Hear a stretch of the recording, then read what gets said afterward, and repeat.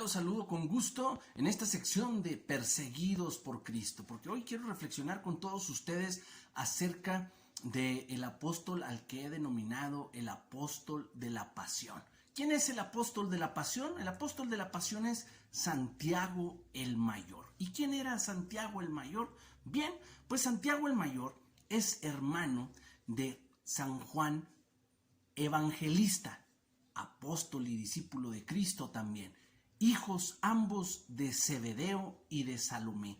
Posiblemente nacieron en Betsaida. Jesús los llama cuando un día iba caminando por la orilla del mar de Galilea. Y ahí los llama, estos dos, Santiago y Juan, estaban remendando las redes, de oficio pescador. Y ahí Jesús lo llama para que sea parte de ese grupo y miembro de ese grupo colegiado el que Jesús conforma como apóstoles.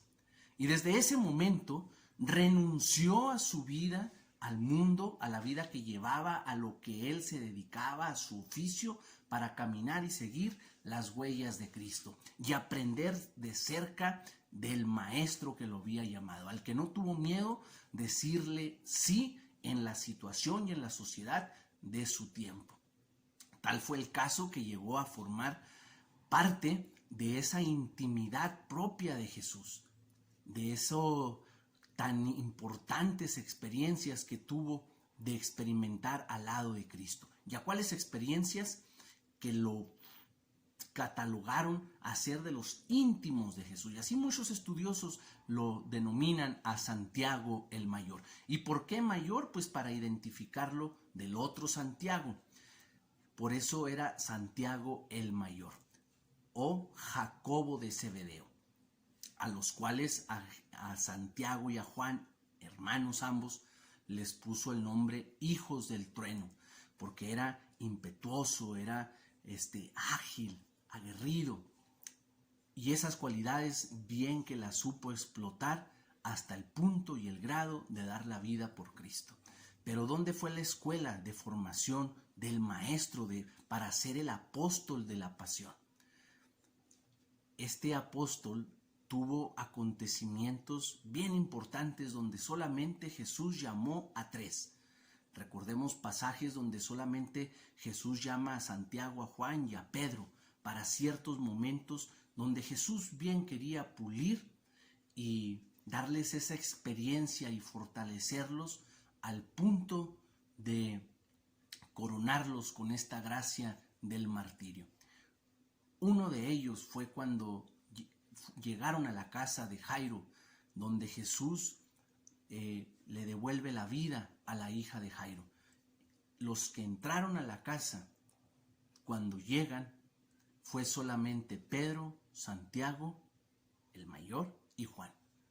Ese es uno de los momentos privilegiados que pudo tener este hombre, el apóstol de la pasión, presenciar la resurrección de Jairo.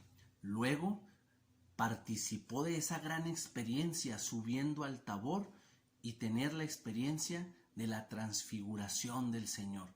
Otro momento que sin duda lo marcó para siempre, donde pulió y se fortaleció en la fe. Llevamos 2. Otro momento también importantísimo que tuvo la experiencia en el Getsemaní, donde Jesús se aparta a orar del grupo, de su grupo colegiado, y se lleva consigo a Pedro, Santiago otra vez y Juan. Y después donde en los Hechos de los Apóstoles nos narra el martirio del apóstol de la pasión. 3 acontecimientos sin duda donde es la pasión evangélica de Cristo, la asume, la hace vida, para después responder con su propia vida al llamado que Cristo le había hecho a él. Sin duda, el apóstol de la pasión, hasta en los últimos momentos de su vida, nos revela lo bien que lo aprendió del maestro. Pero ¿qué nos deja el apóstol de la pasión?